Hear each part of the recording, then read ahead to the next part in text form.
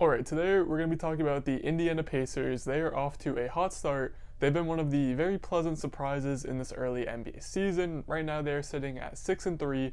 They're a half game out of the top spot in the Eastern Conference, a place where I think a lot of people were not expecting them to be at this point in the season. So again, Pacers off to a hot start, and I'm here to talk about them. It all starts with the rookie head coach Nate Bjorkgren and the amazing job he has done revolutionizing this Indiana offense. It's one that's been very stagnant over the past couple of seasons, while their defense has been their best asset. But this year, we're seeing a change as Bjorkgren is making a very good effort at changing the types of shots that the Pacers are taking, whereas in past years, they take a lot of mid-ranges, and again, it'd just be very stagnant. This year, they're making a focus on taking a majority of the shots either in the paint or beyond the three-point line, because those are just the most efficient shots in terms of scoring points in today's NBA. And at the center of this entire offensive powerhouse is Domantas Sabonis, who was a first-time All-Star last season, and this season is making a great case for being an MVP candidate as long as he keeps up his play, as so far he's averaging 21, 12, and 6, and most recently in a game against the Suns, either last night or a few nights ago, I'm forgetting, but that's besides the point. In his most recent game against the Suns, he had a 20-20 effort and was pretty much just carrying this Pacers offense for the most part, and he's just been doing an amazing job.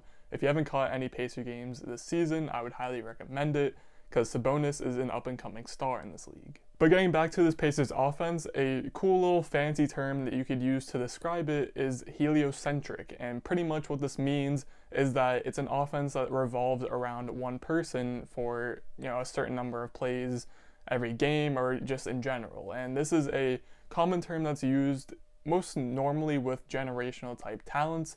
Think of LeBron James, Luka Doncic.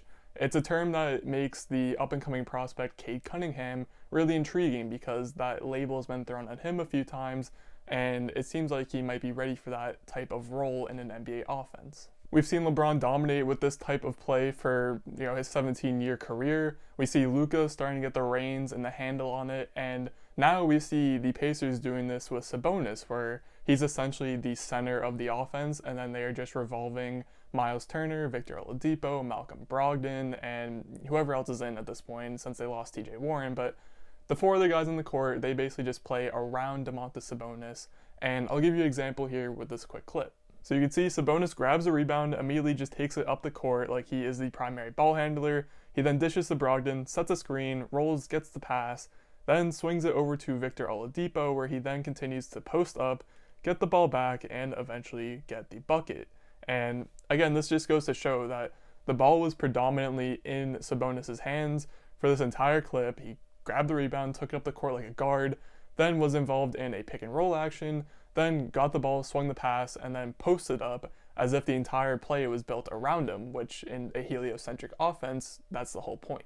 And the success of this Indiana team so far this season is enough evidence, at least to me, that this style of team is working. Nate Bjorkgren is doing so good at his job because he realized what he has in Domantas Sabonis, a player that is exceptionally good at the game of basketball and hasn't necessarily been used the correct way, but with Bjorkgren using him the right way, it's elevating the rest of the play around him as well on this Pacers lineup. Malcolm Brogdon's having a career year in terms of points per game. He's averaging 7 more than he did last season, and although he might be shooting a bit more efficiently than what he should across the entire season, as he is shooting 47% from the three-point line, still the point stands that he is averaging more points than he ever has in his career, and he's just playing like a whole new elevated player. Miles Turner is averaging 4 blocks per game as he rotates from being in the paint on defense and being one of the best rim protectors in the league and a very early Defensive Player of the Year candidate, while on the offensive end, he's being restricted more to a spot-up role, but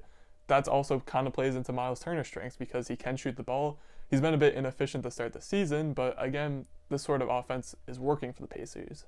And even Victor Oladipo, who, when we last saw him in the bubble, looked nothing like the old Victor Oladipo that we were used to. It seemed like the injuries had caught up to him and that he was destined to be a role player for the rest of his career. Even he's looking amazing in this new look offense, as he is looking every part of the old All-Star Oladipo that we were used to watching just a few years ago. But again, this all starts with Sabonis taking a huge leap this season, going from a first-time All-Star to a potential MVP candidate, again, if he can keep up this level of play for the full 72 games. And honestly, I don't see why not, because if it was up to me, Sabonis, I feel like he could even take it up another level. Average some more points, maybe get a few more assists, maybe even get a few more rebounds. Like we saw, his most recent game, he had the 2020 game, like I said. He's been a constant triple-double threat every night, and I just can't get enough of watching myself some Domantas Sabonis. All in all, this entire Pacers team is playing just way above the expectations for what they had coming into the season. Like I said, they find themselves a half game back of the first place in the Eastern Conference, and with the recent news that the two teams ahead of them, the Sixers and the Celtics, they're both having a whole lot of COVID-related issues right now, meaning that they're not going to have their best teams out on the court for the next week or so, and in turn, meaning that the Pacers have a legit chance at taking over the Eastern Conference for now at least. But that would be it for this video. As always, drop your comments down below on what you think about this new look Pacers team and how they're doing. Other than that, leave a like if you enjoyed this video or enjoy this type of content, and as always, most importantly, thank you for watching.